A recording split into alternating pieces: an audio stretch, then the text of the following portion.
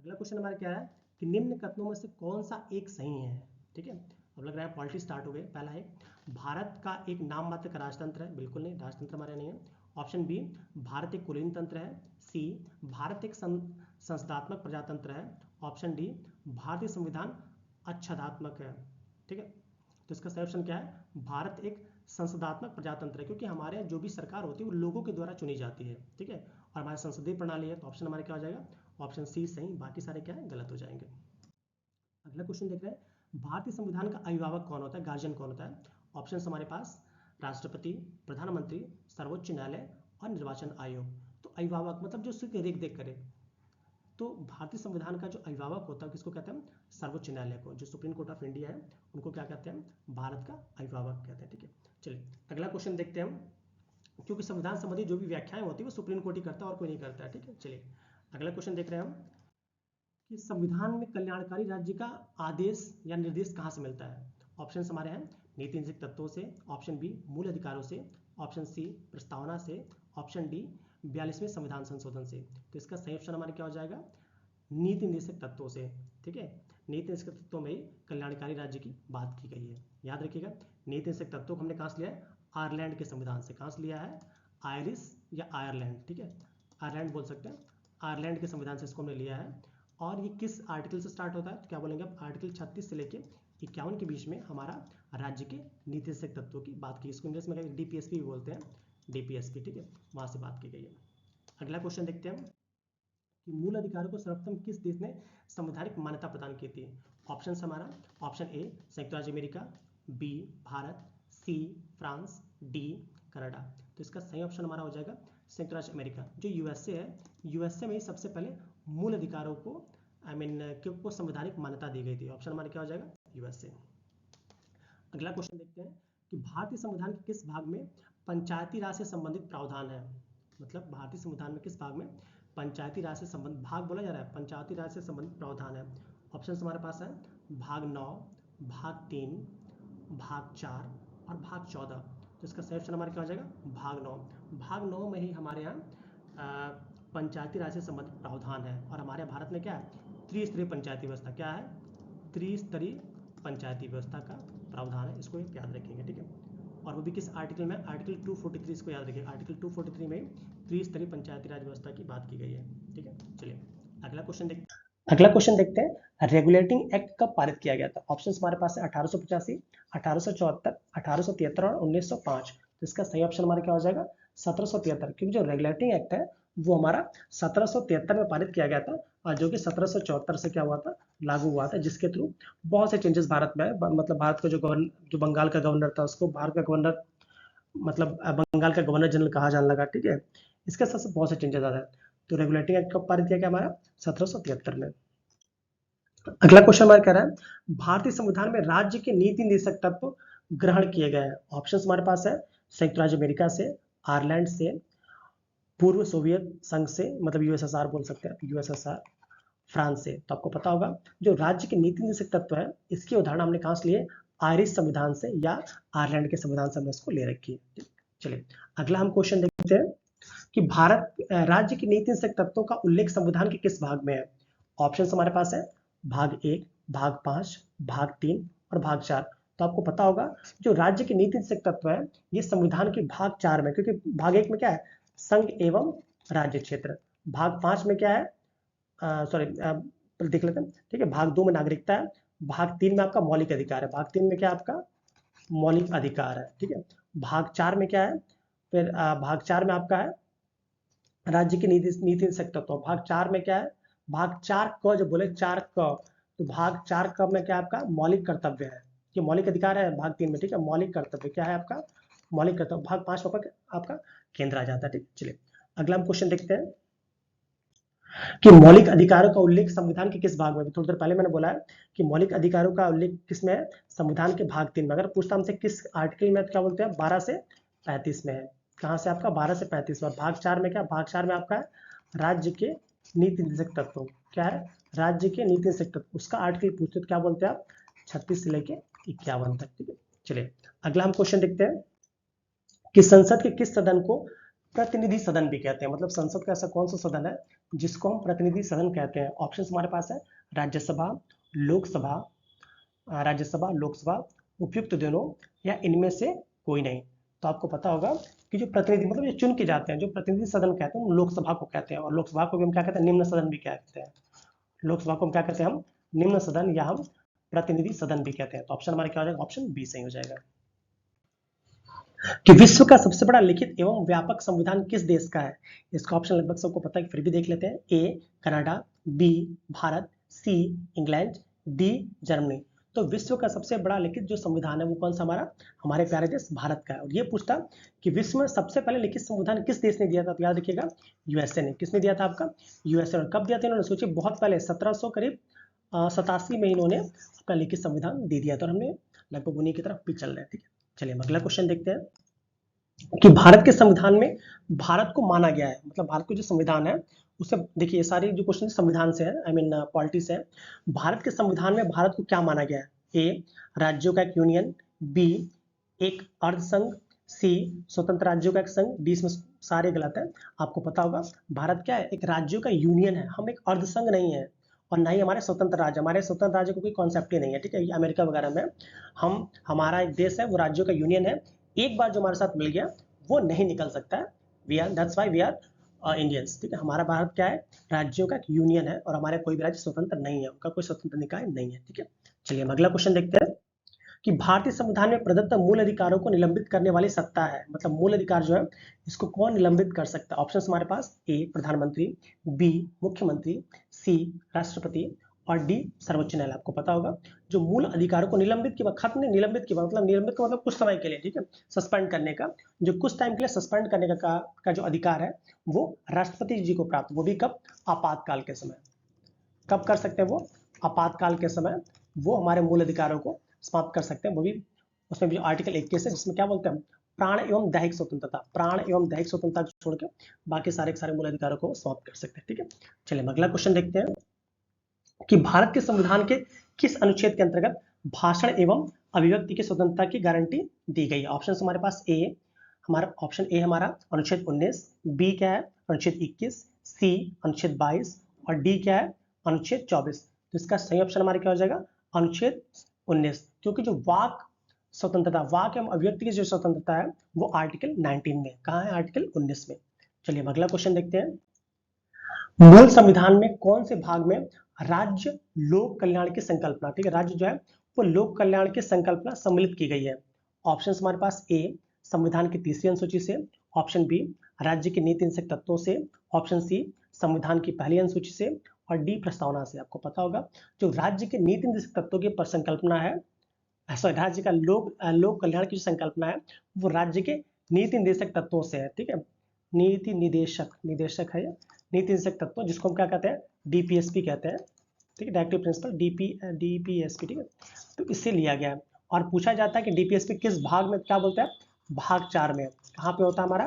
भाग 4 में। पूछता है किस आर्टिकल में क्या बोलते हैं? आप सीधे बोलिए 36 से लेके 51 तक हमारा राज्य के नीति से तत्वों की बात की गई थी। फिर पूछता किस देश से लिया गया? क्या बोलते हैं आप? आयरलैंड से। कहां से लिया गया? हमारा आयरलैंड से। इसको भी याद रखें। ठीक है, चलिए संविधान क्वेश्चन खत्म हो गया, अगला क्वेश्चन देखते हैं।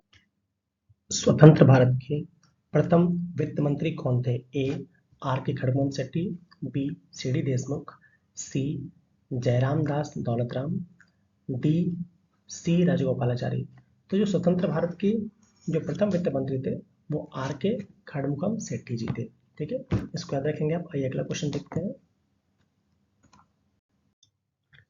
मंत्रिमंडल संघी की बात कर रहा है कि बैठक की अध्यक्षता कौन करता है? ए राष्ट्रपति, बी लोकसभा अध्यक्ष, सी उपराष्ट्रपति, डी प्रधानमंत्री। तो आपको पता होगा जो संघीय मंत्रिमंडल की बैठक होगी उसकी अध्यक्षता हमारे प्रधानमंत्री जी करते हैं। तो ऑप्शन डी हमारा बिल्कुल सही हो जाएगा। आइए अगला क्वेश्चन देखते हैं। राज्यसभा का सभापति कौन होता है? ए लोकसभा अध्यक्ष, बी प्रधानमंत्री, सी उपराष्ट्रपति, डी राष्ट्रपति। तो आपको पता होगा जो भारत का उपराष्ट्रपति होता है वो राज्यसभा का भी पदेन सभापति होता है। आइए अगला क्वेश्चन देखते हैं। स्वतंत्र भारत के प्रथम मंत्रिमंडल में शिक्षा मंत्री कौन थे? ए सर्वपल्ली राधाकृष्णन, बी सरदार वल्लभ भाई पटेल, सी मौलाना अबुल कलाम आजाद, डी आचार्य नरेंद्र देव। तो जो स्वतंत्र भारत के पहले मंत्रिमंडल की बात की जा रही है तो इसमें शिक्षा मंत्री हमारे मौलाना अबुल कलाम आजाद जी थे। आइए अगला क्वेश्चन देखते हैं।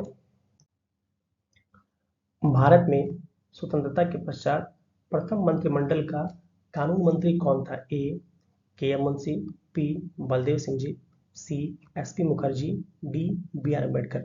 जो स्वतंत्र भारत का प्रथम मंत्रिमंडल था उसमें जो प्रथम कानून मंत्री थे वो श्री बी आर अम्बेडकर जी थे। ठीक है, याद रखिएगा इसको। आइए अगला क्वेश्चन देखते हैं। भारत में जनप्रिय संप्रभुता है क्योंकि भारत के संविधान की प्रस्तावना शुरू होती है, आपको पता ही होगा कहाँ से स्टार्ट होती है। ऑप्शन देख लेते हैं हम। ए लोकतंत्रवादी भारत, बी हम भारत के लोग, सी गणराज्य और डी लोक प्रभुसत्ता। तुम्हारी संविधान सभा की जो प्रस्तावना की पहली लाइन स्टार्ट कहाँ से होती है? हम भारत के लोग भारत को एक, वहीं से स्टार्ट कर लिया। ऑप्शन हमारे क्या है? ऑप्शन बी बिल्कुल सही है, हम भारत के लोग। ठीक है, आइए अगला क्वेश्चन देखते हैं। भारत की संघीय व्यवस्थापिका को किस नाम से जाना जाता है? ऑप्शन हमारे पास है। ए लोकसभा, बी राज्यसभा, सी संसद और डी प्रतिनिधि सभा। तो आपको पता होगा लोकसभा को हम क्या कहते हैं? प्रतिनिधि सभा कहते हैं। दोनों ऑप्शन नहीं होंगे तो बचा हमारा क्या? संसद। क्योंकि जो भारत की जो संघीय व्यवस्थापिका है उसे हम संसद बोलते हैं और संसद में क्या होते हैं? लोकसभा, राज्यसभा और राष्ट्रपति। मतलब तीनों से मिलकर आपकी संसद बनती है। आइए अगला क्वेश्चन देखते हैं। जी, तो अगला क्वेश्चन कह रहा है निम्न कथनों में से कौन असत्य है? हमें असत्य बताना कौन सा गलत है। पहला बोल रहा है राज्यसभा एक अस्थायी सदन है। ये पहला ही गलत हो गया, क्योंकि आपको पता होगा राज्यसभा क्या है? स्थायी सदन है, क्योंकि इसके जो भी मेंबर्स होते हैं वो हर 2-2 साल पे वो रिटायर होते हैं, मतलब उनका 6 साल का उनका कार्यकाल होता है। तो ये क्या है? एक स्थायी सदन है। तो पहले गलत हो गया। ठीक है, चलिए दूसरा कह रहा है लोकसभा संसद का लोकप्रिय सदन है। बिल्कुल सही है। सी कह रहा है लोकसभा को सदन का प्रथम सदन कहा जाता है। ये भी बिल्कुल सही है।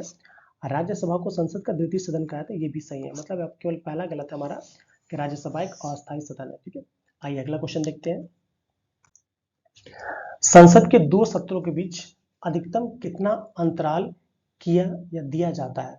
ऑप्शन हमारे पास है। ए 1 माह, बी 6 माह, सी 12 माह और डी 9 माह। तो आपको पता होगा संसद के दो जो सत्र होते हैं उनके बीच में कम से कम आपका मतलब अधिकतम, कम से कम सॉरी, अधिकतम 6 माह से अधिक का अंतराल नहीं होना चाहिए। आइए अगला क्वेश्चन देखते हैं। लोकसभा और राज्यसभा की संयुक्त बैठक कब होती है? मतलब लोकसभा और राज्यसभा की जो संयुक्त बैठक बुलाई जाती है आर्टिकल 108 के थ्रू, जिसको राष्ट्रपति आहूत करते बुलाते हैं। तो बुलाया जा रहा है कि कब होती है? ए संसद का सत्र शुरू होने पर, नहीं बिल्कुल गलत है। बी लोकसभा और राज्यसभा में मतभेद होने पर, यही सही है आपका। ठीक है, और प्रधानमंत्री के बुलाने पर नहीं, ये राष्ट्रपति के बुलाने पर होती है। और कब बुलाया जाता है? जब आपका लोकसभा राष्ट्रसभा में किसी मुद्दे पर मतभेद हो जाए। आइए अगला क्वेश्चन देखते हैं। भारतीय संविधान के किस भाग में संविधान संशोधन की प्रक्रिया? ऑप्शन ए भाग 4, ऑप्शन बी भाग 7, ऑप्शन डी भाग 20, ऑप्शन सी भाग 20, ऑप्शन डी भाग 16। तो इसका सही आंसर हमारा हो जाएगा ऑप्शन सी भाग 20। इसमें हमारे संविधान संशोधन की प्रक्रिया है। आइए नेक्स्ट क्वेश्चन देखते हैं। निम्नलिखित में से किन अनुच्छेदों में शोषण के विरुद्ध अधिकार वर्णित है? ऑप्शन ए अनुच्छेद 14 से 18, अनुच्छेद ऑप्शन बी अनुच्छेद 19 से 22, ऑप्शन सी अनुच्छेद 23 से 24, अनुच्छेद ऑप्शन डी अनुच्छेद 25 से 28। तो इसका सही आंसर हमारा हो जाएगा अनुच्छेद 23 से 24। इसी में हमारा शोषण से विरुद्ध अधिकार है। ठीक है, ऑप्शन ए जो दिख रहा है 14 से 18, ये हमारा समता समानता का अधिकार दिखाता है, ये हमारा स्वतंत्रता का अधिकार दिखाता है और ये हमारा धार्मिक अधिकार दिखाता है। आइए नेक्स्ट क्वेश्चन देखते हैं। विधि के समक्ष समता निम्नलिखित में से किस अनुच्छेद में है? ऑप्शन ए अनुच्छेद 16, ऑप्शन बी अनुच्छेद 15, ऑप्शन सी अनुच्छेद 14, ऑप्शन डी अनुच्छेद 18। तो इसका सही आंसर हमारा हो जाएगा अनुच्छेद सी अनुच्छेद 14, क्योंकि इसी के अंदर हमारा विधि के समक्ष समता का अधिकार प्रदान किया गया। आइए नेक्स्ट क्वेश्चन देखते हैं। संविधान में कल्याणकारी राज्य का आदेश दिया गया है, मतलब इसकी संकल्पना है कहाँ से? ऑप्शन ए 42वें संविधान संशोधन से, ऑप्शन बी मूल अधिकारों से, ऑप्शन सी मूल कर्तव्यों से, ऑप्शन डी राज्य के नीति निर्देशक तत्वों से। तो इसका सही आंसर हमारा क्या हो जाएगा? राज्य के नीति निर्देशक तत्वों से, जो कि किसमें आपका भाग 4 में है, भाग 4 में रखा गया है। ठीक है, और आर्टिकल क्या कहेंगे आप? आर्टिकल लगभग 36 से लेके 51 तक। आइए नेक्स्ट क्वेश्चन देखते हैं। निम्नलिखित में से कौन सा एक भारतीय संविधान का दर्शन नहीं है? ठीक है, मतलब भारतीय संविधान का दर्शन नहीं है। ऑप्शन ए कल्याणकारी राज्य, ऑप्शन बी समाजवादी राज्य, ऑप्शन सी राजनीतिक समानता, ऑप्शन डी साम्यवादी राज्य। तो जो साम्यवादी राज्य का कॉन्सेप्ट है वो भारतीय संविधान का दर्शन नहीं है, बाकी तीनों तीनों क्या है, भारतीय संविधान के दर्शन है। आइए नेक्स्ट क्वेश्चन देखते हैं। राष्ट्रीय आपदा प्रबंधन प्राधिकरण के अध्यक्ष कौन होते हैं? ऑप्शन ए प्रधानमंत्री, बी राष्ट्रपति, सी थल सेना प्रमुख, डी रक्षा मंत्री। तो जो राष्ट्रीय आपदा प्रबंधन प्राधिकरण है इसके जो अध्यक्ष होते हैं वो पदेन आपके प्रधानमंत्री जी होते हैं। आइए अगला क्वेश्चन देखते हैं। प्रेस की स्वतंत्रता संविधान के किस अनुच्छेद में है? ऑप्शन ए अनुच्छेद 16, ऑप्शन बी अनुच्छेद 15, ऑप्शन सी अनुच्छेद 14, ऑप्शन डी अनुच्छेद 19। तो जो प्रेस की स्वतंत्रता है वो आपके अनुच्छेद 19 में है, क्योंकि ये वाक स्वतंत्रता के अंदर आ जाता है। आइए अगला क्वेश्चन देखते हैं। समान कार्य के लिए समान वेतन संविधान में कहां पर सुनिश्चित किया गया? ऑप्शन ए संविधान के 42वें संविधान संशोधन में, ऑप्शन बी मूल अधिकारों द्वारा, ऑप्शन सी मूल कर्तव्यों द्वारा, ऑप्शन डी राज्य के नीति निर्देशक तत्वों द्वारा। तो जो समान कार्य के लिए समान वेतन है वो आपका ऑप्शन डी राज्य के नीति निर्देशक तत्वों में है। आइए अगला क्वेश्चन देखते हैं। निम्नलिखित में से किस वर्ष संविधान में मूल कर्तव्यों को अंतस्थापित किया, मतलब रखा गया था? Option A 1976, option B 1978, option C 1952, option D 1962। तो जो मूल कर्तव्य है वो आपके 1976 में सरदार स्वर्ण सिंह समिति के आधार पर जोड़े गए थे, जिनकी संख्या प्रारंभ में 10 थी और बाद में एक और जोड़ के इनको 11 कर दिया गया। आइए अगला क्वेश्चन देखते हैं। संघीय संविधान में के मंत्री उत्तरदायी होते हैं? ऑप्शन ए प्रधानमंत्री के प्रति, ऑप्शन बी राष्ट्रपति के प्रति, ऑप्शन सी राज्यसभा के प्रति, ऑप्शन डी केवल लोकसभा के प्रति। तो इस संघीय संविधान के मंत्री होते हैं वो केवल लोकसभा के प्रति ही उत्तरदायी होते हैं। इसी तरह जब राज्यों की बात करते हैं तो राज्यों में वो जब मंत्रिमंडल होता है वो केवल विधानसभा के प्रति उत्तरदायी होता है। आइए अगला क्वेश्चन देखते हैं। भारतीय संविधान एवं लोक प्रशासन से है। राज्य वित्त आयोग एक है, क्या है? वैदिक संस्था, बी असंवैधिक संस्था, सी संवैधानिक संस्था और डी उपयुक्त में कोई नहीं। क्योंकि आपको पता है जो राज्य वित्त आयोग है इसका प्रावधान हमारे संविधान में है, तो ये हमारे क्या है, संवैधानिक संस्था है। आइए अगला क्वेश्चन देखते हैं। धन विधेयक भारतीय संविधान के किस अनुच्छेद में परिभाषित किया गया है? ऑप्शन ए अनुच्छेद 109, ऑप्शन बी अनुच्छेद 111, ऑप्शन सी अनुच्छेद 110, ऑप्शन डी अनुच्छेद 112। तो जो धन विधेयक है वो आपका अनुच्छेद 110 में परिभाषित किया गया है। और याद रखिएगा कोई विधेयक धन विधेयक है नहीं, इसका निर्धारण जो लोकसभा अध्यक्ष ही करते हैं। आइए अगला क्वेश्चन देखते हैं।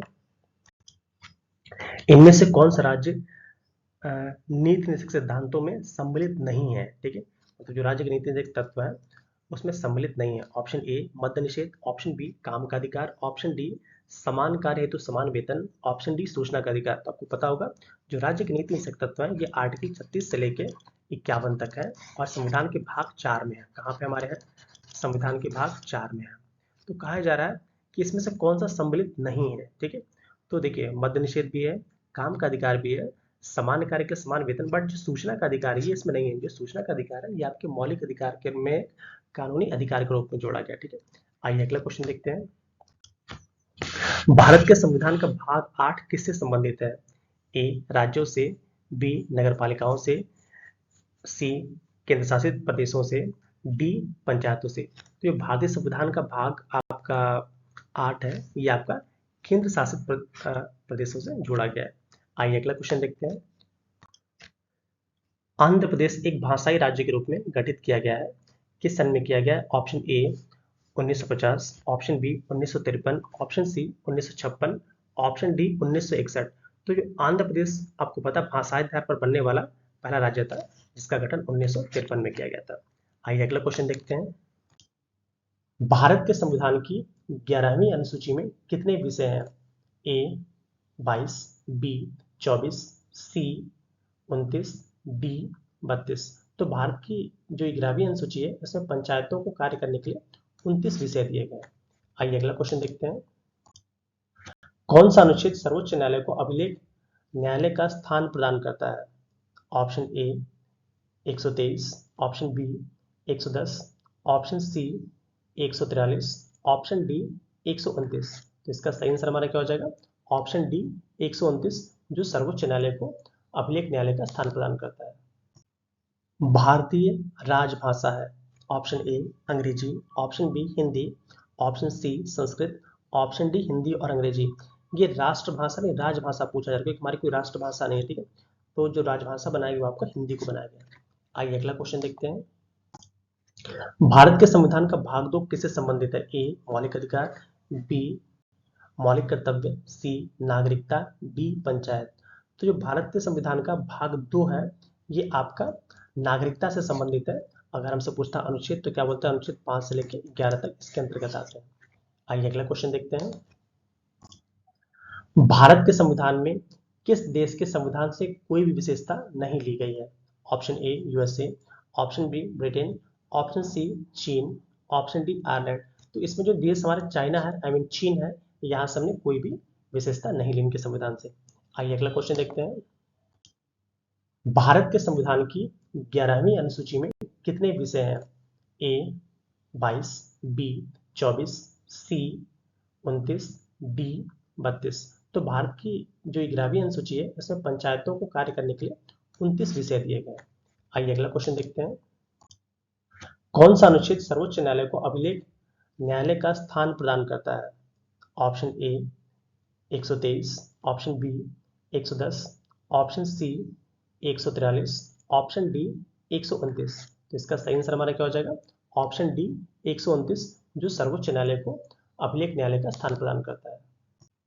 भारतीय राजभाषा है। Option A Angrezi, option B Hindi, option C Sanskrit, option D Hindi और अंग्रेजी। ये राष्ट्रभाषा नहीं, राजभाषा पूछा जा रहा है, क्योंकि हमारी कोई राष्ट्रभाषा नहीं है, ठीक है। तो जो राजभाषा बनाएगी वो आपको हिंदी को बनाया गया। आइए अगला क्वेश्चन देखते हैं। भारत के संविधान का भाग 2 किससे संबंधित है? ए मौलिक अधिकार, बी मौलिक कर्तव्य, सी नागरिकता, डी पंचायत। तो जो भारत के संविधान का भाग 2 है, ये आपका नागरिकता से संबंधित है। अगर हमसे पूछता अनुच्छेद तो क्या बोलते हैं? अनुच्छेद 5 से लेकर 11 तक इसके अंतर्गत आते हैं। आइए अगला क्वेश्चन देखते हैं। भारत के संविधान में किस देश के संविधान से कोई भी विशेषता नहीं ली गई है? Option A USA, option B Britain, option C चीन, ऑप्शन डी आयरलैंड। तो इसमें जो देश हमारे चाइना है, आई मीन चीन है, यहाँ से हमने कोई भी विशेषता नहीं ली इनके संविधान से। आइए अगला क्वेश्चन देखते हैं। भारत के संविधान का कौन सा अनुच्छेद वित्तीय आपातकाल की उद्घोषणा करता है? ए 260, बी अनुच्छेद 360, सी अनुच्छेद 356, डी अनुच्छेद 352। तो इसका सही आंसर हमारा हो जाएगा अनुच्छेद 360, यही आपका वित्तीय आपातकाल की उद्घोषणा करता है। आइए अगला क्वेश्चन देखते हैं। निम्नलिखित में से कौन भारतीय राज्य व्यवस्था में सर्वोच्च टॉप पे है? ए संसद, बी सर्वोच्च न्यायालय, सी संविधान, डी धर्म। तो हमारे यहाँ जो टॉप पे है वो आपका संविधान है। आइए अगला क्वेश्चन देखते हैं। भारत के संविधान में संसदीय प्रणाली कहाँ से ग्रहण की गई, मतलब ली गई है? ए अमेरिकी संविधान, बी रूसी संविधान, सी ब्रिटिश संविधान, डी जर्मन संविधान। तो आपका जो लिया गया है वो आपका ब्रिटिश संविधान से लिया गया है। आइए अगला क्वेश्चन देखते हैं। भारत के संविधान के अंतर्गत मूल अधिकारों का संरक्षक कौन है? ठीक है, ए राष्ट्रपति, बी न्यायपालिका, सी संसद, डी इनमें से कोई नहीं। जो मूल अधिकारों को संरक्षित करने का जो कार्य है वो आपका न्यायपालिका का है। आइए अगला क्वेश्चन देखते हैं। भारत के संविधान से राष्ट्रपति को हटाया जा सकता है, कैसे? ए अविश्वास प्रस्ताव लाकर, बी संविधान संशोधन से, सी कानूनी कार्रवाई से, डी महाभियोग से। तो राष्ट्रपति को जो हटाने की प्रक्रिया है उसको महाभियोग कहते हैं। आइए अगला क्वेश्चन देखते हैं। भारत के संविधान का कौन सा अनुच्छेद राष्ट्रीय आपातकाल की उद्घोषणा करता है? ए अनुच्छेद 260, बी अनुच्छेद 360, सी अनुच्छेद 356, डी अनुच्छेद 352। तो इसका सही आंसर हमारा जाएगा अनुच्छेद 352, जो कि राष्ट्रीय आपातकाल की बात करता है। जो अनुच्छेद 356 होता है वो राष्ट्रपति शासन की बात करता है, और जो अनुच्छेद 360 होता है वो वित्तीय आपातकाल की बात करता है। बट हमारा सही आंसर हमारे क्या हो जाएगा? अनुच्छेद 352, जो कि राष्ट्रीय आपातकाल की बात करता है। आइए अगला क्वेश्चन देखते हैं। राज्यसभा की बैठकों का सभापतित्व कौन करता है? राज्यसभा की बैठकों का सभापतित्व कौन करता है? ए राष्ट्रपति, बी प्रधानमंत्री, सी उपराष्ट्रपति, डी स्पीकर। तो इसका सही आंसर हमारा क्या हो जाएगा? उपराष्ट्रपति, जो कि राज्यसभा की बैठकों का सभापतित्व करते हैं। आइए अगला क्वेश्चन देखते हैं। भारत के संविधान में समवर्ती सूची कहां से ग्रहण की गई है? ए अमेरिकी संविधान से, बी रूसी संविधान, सी ब्रिटिश संविधान, डी ऑस्ट्रेलिया संविधान। तो ये समवर्ती सूची ग्रहण की गई है वो आपके ऑस्ट्रेलिया के संविधान से ग्रहण की गई है। आइए अगला क्वेश्चन देखते हैं। संविधान के अंतर्गत मूल अधिकारों में शोषण के विरुद्ध अधिकार किससे संबंधित है? ऑप्शन ए अनुच्छेद 14 से 18, बी 19 से 22, सी अनुच्छेद 23-24, डी अनुच्छेद 25 से 28। तो इसमें जो अनुच्छेद ऑप्शन सी है अनुच्छेद 23 से 24, यही हमारा शोषण के विरुद्ध अधिकार के बारे में बात करता है। ठीक है, जो 14 से 18 समता के बारे में बात करता है। ठीक है, और जो 19 से 22 है ये स्वतंत्रता के बारे में, और जो 25 से 28 है ये धार्मिक स्वतंत्रता के बारे में बात करता है। हमारा सही आंसर क्या हो जाएगा? Option C. आइए अगला क्वेश्चन देखते हैं। राज्यसभा है क्या है? ए स्थायी सदन, बी अस्थायी सदन, सी वह सदन जिसका प्रमुख प्रधानमंत्री होता है, डी वह सदन जिसका कोई प्रवक्ता नहीं होता है। तो इसका सही आंसर हमारा क्या हो जाएगा? ऑप्शन ए स्थायी सदन, क्योंकि राज्यसभा का कभी विघटन नहीं होता है। आइए अगला क्वेश्चन देखते हैं। भारत में कौन मूल अधिकारों के अंतर्गत नहीं आता है? ए स्वतंत्रता का अधिकार, बी समानता का अधिकार, सी संपत्ति का अधिकार, डी नागरिकता का अधिकार। तो जो मूल अधिकारों के अंतर्गत हमारा जो नागरिकता का अधिकार है नहीं आता है, क्योंकि नागरिकता भाग 2 में है और कहां से आपका 5 से लेकर 11 तक। आइए अगला क्वेश्चन देखते हैं। राष्ट्रपति को हटाया जा सकता है? ए अविश्वास प्रस्ताव लाकर, बी कानूनी कार्यवाही से, सी संविधान संशोधन से, डी महाभियोग से। तो राष्ट्रपति को जो हटाने की प्रक्रिया है वो आपके महाभियोग के थ्रू होती है। आइए अगला क्वेश्चन देखते हैं। राज्यसभा की बैठकों का सभापतित्व कौन करता है? ए राष्ट्रपति, बी प्रधानमंत्री, सी उपराष्ट्रपति, डी स्पीकर। तो राज्यसभा की जो बैठकों का सभापतित्व है वो आपका उपराष्ट्रपति जी करते हैं। आइए अगला क्वेश्चन देखते हैं। मतलब उपराष्ट्रपति जी वहां पे स्पीकर बन जाते हैं। ठीक है, आइए अगला क्वेश्चन देखते हैं।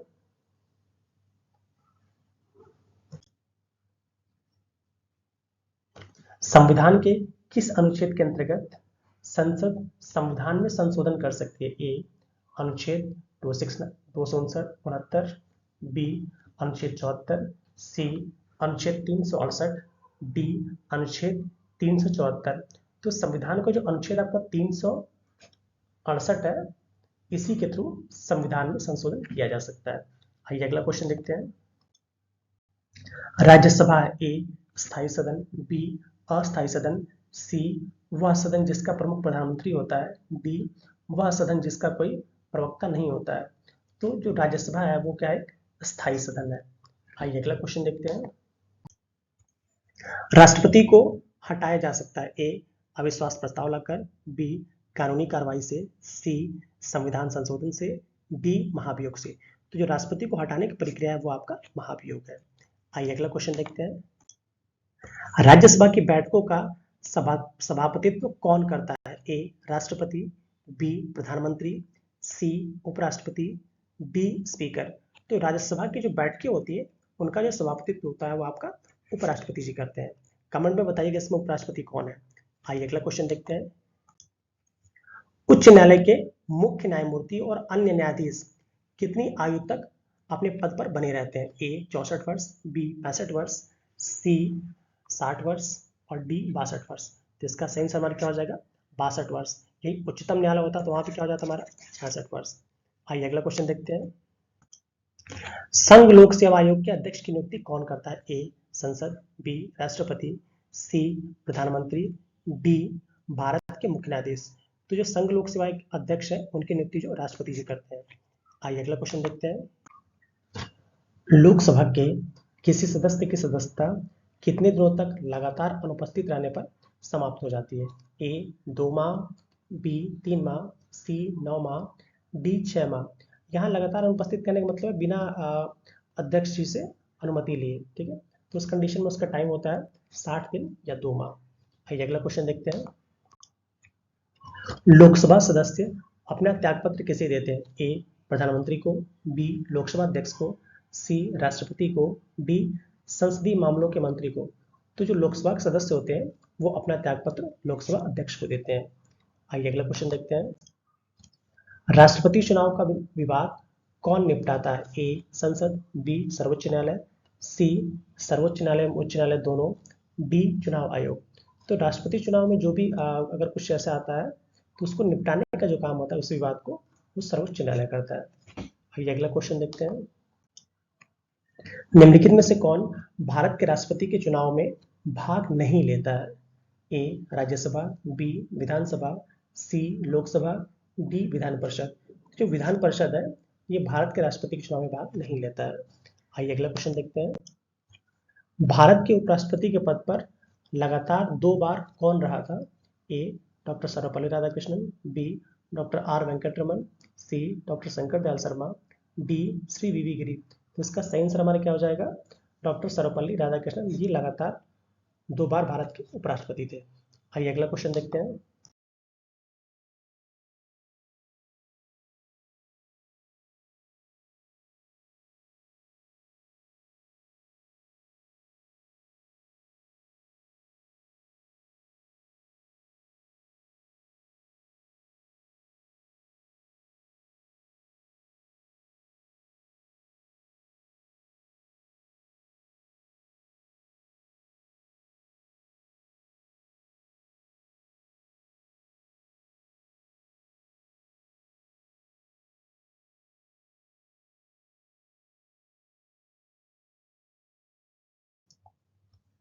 कौन व्यक्ति मंत्रिपरिषद का सदस्य हो सकता है? ए लोकसभा का सदस्य, बी संसद का सदस्य, सी राज्यसभा का सदस्य, डी इनमें से कोई नहीं।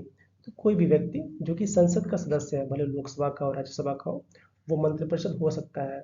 बट ये भी एक उसमें रखा जाता है, क्लॉज रखा जाता है कि वो अगर मंत्री बना भी दिया जाता है तो 6 महीने के अंदर उससे अपनी सदस्यता लेनी होती है, राज्यसभा से या लोकसभा से। आइए अगला क्वेश्चन देखते हैं। संघीय मंत्रिपरिषद अपने आचरण के लिए किसके प्रति उत्तरदायी होती है? ए राष्ट्रपति, बी लोकसभा, सी राज्यसभा, डी संसद।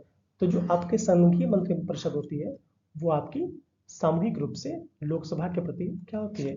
उत्तरदायी होती है। इसको भी आप याद रखेंगे। आइए अगला क्वेश्चन देखते हैं।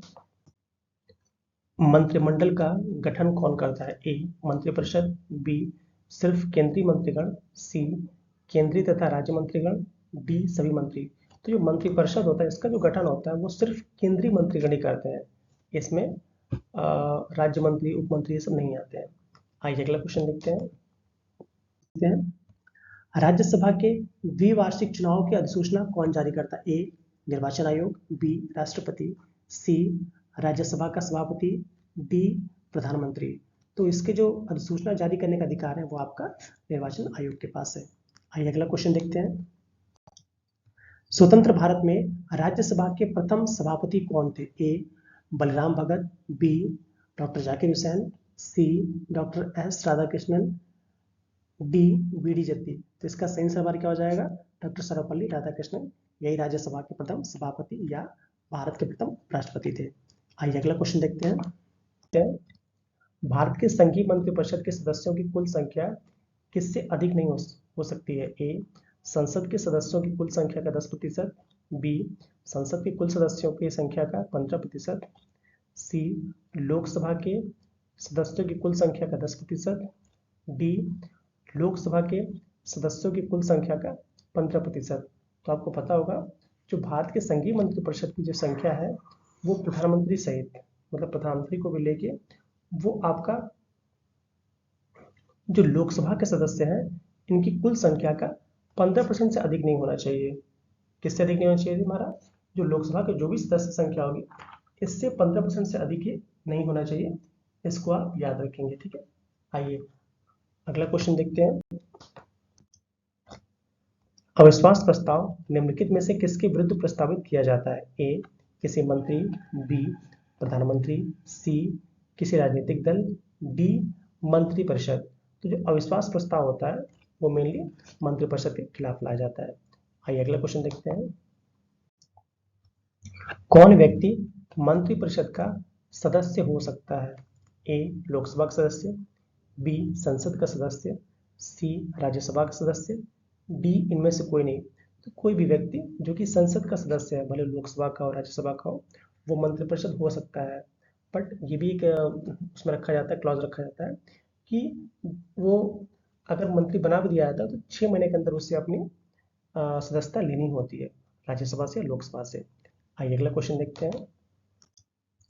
निम्नलिखित में से किसके संबंध में राज्यसभा को लोकसभा की अपेक्षाकृत अधिक अधिकार प्राप्त है? ए धन विधेयक, बी धनेतर विधेयक, सी अखिल भारतीय सेवाओं का गठन करना, डी संविधान का संशोधन। तो इसका सही आंसर क्या हो जाएगा? ऑप्शन सी, जो अखिल भारतीय सेवाओं का संगठन का अधिकार केवल वो राज्यसभा को दिया गया है। आइए अगला क्वेश्चन देखते हैं। नई अखिल भारतीय सेवाएं स्थापित करने की दृष्टि से विशेष महत्व है। ए लोकसभा के प्रस्ताव का, बी राज्यसभा के प्रस्ताव का, सी संसद के प्रस्ताव का, डी विधानसभाओं के प्रस्ताव का। तो इसका सही आंसर हमारा क्या हो जाएगा? राज्यसभा के प्रस्ताव का, क्योंकि नई अखिल भारतीय सेवाओं को सृजित करने का जो अधिकार है वो आपका राज्यसभा के पास ही है। आइए अगला क्वेश्चन देखते हैं। संघीय मंत्रिपरिषद से पद त्याग करने वाला पहला मंत्री कौन था? तो संघीय मंत्रिपरिषद होगी, इससे पद त्याग करने वाला पहला मंत्री कौन था? ए सरदार वल्लभ भाई पटेल, बी आचार्य जेपी कृपलानी, सी गोपाल स्वामी अयंगर, डी श्यामा प्रसाद मुखर्जी। तो इसका सही आंसर हमारा क्या हो जाएगा? श्यामा प्रसाद मुखर्जी जी, क्योंकि इन्होंने सबसे पहले अपना पद त्याग दिया था, रिजाइन किया था। आइए अगला क्वेश्चन देखते हैं। संघीय मंत्रिपरिषद में सबसे लंबी अवधि तक लगातार एक ही विभाग का कार्यभार संभालने वाले केंद्रीय मंत्री कौन थे? मतलब एक ही विभाग में रह गया हो। ए जगजीवन राम, बी सरदार स्वर्ण सिंह, सी राजकुमारी अमृत कौर, डी टी कृष्णाचारी। तो इसका सही आंसर हमारा क्या हो जाएगा? राजकुमारी अमृत कौर जी, ये एक ही विभाग में केंद्रीय मंत्री रह गए थे। आइए अगला क्वेश्चन देखते हैं। जवाहरलाल नेहरू के निधन के पश्चात किसने प्रधानमंत्री पद ग्रहण किया? ए लाल बहादुर शास्त्री, बी गुलजारी लाल नंदा, सी श्रीमती इंदिरा गांधी, डी मोरारजी देसाई। इससे मैक्सिमम लोग कंफ्यूज होंगे। यहाँ बात करें किसने, भले वो कार्यवाहक हो जिन्होंने ग्रहण किया हो। तो इसमें जो ऑप्शन बी देख रहा है, गुलजारी लाल नंदा जी, इन्होंने ही आपका प्रधानमंत्री का पद ग्रहण किया था जब नेहरू जी का निधन हुआ था। और उसके बाद फिर शास्त्री जी आए थे। आइए अगला क्वेश्चन देखते हैं। राज्यसभा के उपसभापति का निर्वाचन कौन करता है? ए लोकसभा के सदस्य, बी राष्ट्रपति, सी राज्यसभा के सदस्य, डी उपराष्ट्रपति। तो जो लोकसभा के जब राज्यसभा की बात हो रही है तो उपसभापति को चुनने का अधिकार भी राज्यसभा के सदस्यों को ही होता है। तो ऑप्शन हमारे क्या हो जाएगा? ऑप्शन सी सही हो जाएगा। आइए अगला क्वेश्चन देखिए। वर्ष 1975 से 1977 के बीच आपातकाल के दौरान भारत के प्रधानमंत्री कौन थे या थी, होना चाहिए यहाँ पे कौन थे या थी? ए राजीव गांधी, बी मोरारजी देसाई, सी चरण सिंह मतलब चौधरी चरण सिंह, डी इंदिरा गांधी। तो आपको पता ही होगा वैसे सर्वविदित है कि आपातकाल के समय प्रधानमंत्री हमारी श्रीमती इंदिरा गांधी जी थे। आइए अगला क्वेश्चन देखते हैं। भारत के प्रधानमंत्री ए राष्ट्रपति द्वारा चुने जाते हैं, बी राज्यों के मुख्यमंत्री द्वारा चुने जाते हैं, सी लोकसभा में बहुमत दल के नेता होते हैं, डी चुने नहीं जाते बल्कि वंशानुगत होते हैं। तो ऑप्शन जो सी है वो बिल्कुल सही है कि जो लोकसभा में जो बहुमत दल का नेता होता है वही राष्ट्रपति, वही प्रधानमंत्री चुना जाता है। आइए अगला क्वेश्चन देखते हैं।